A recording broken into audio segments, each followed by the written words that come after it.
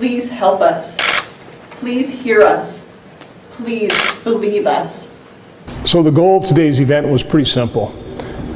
When Ken Rutgers reached out to me with a group of individuals that were suffering severe neurological injury from the vaccination, they've been ignored for months. They haven't been able to get effective treatment.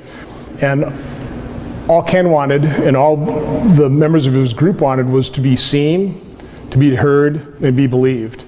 My goodness, this seems like a no-brainer to me, right? You have people that are fellow Americans that are being hurt, no fault of their own. And I mean, I have to say, having sat and listened to their stories now for a second time, I for one believe them. And I would explain it as my body just violently shaking. I sat her down and gave her my will, and I actually recorded it. The head of my medical team told me that I should get used to being handicapped. I would give anything. I would give my whole life savings if I could go back to January 17th and never to have had to experience this in my life.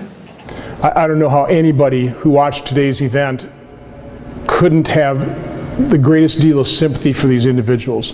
For the past 5 months, Maddie's been to the ER 9 times and has been hospitalized 3 times for a total of 2 months in the hospital. You can see her emotion. Yeah. Your reaction?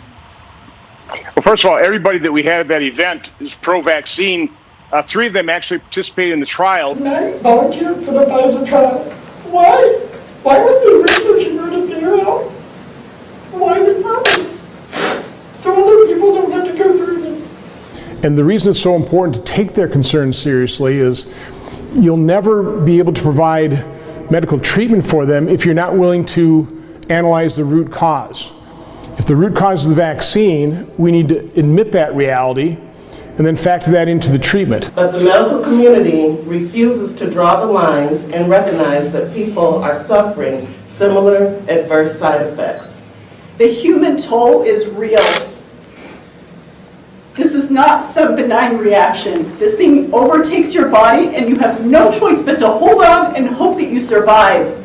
The other very important rationale for taking this seriously and believing them is if there are pre-existing conditions, if there is something that identifies those individuals, that small percentage that have problems with this vaccine, that are harmed by it, maybe we can prevent harm to others so other people don't have to go through what Stephanie and Maddie and Christy and Cheryl and Candace and Bree have gone through. And by the way, the 2,000 other people that are in their group that have also suffered serious neurological harm. And these vaccine injuries are real, but people don't know. We are the collateral damage of the pandemic. I just so appreciate the courage of those individuals willing to come and tell America, the world, their story to prevent further harm to other people.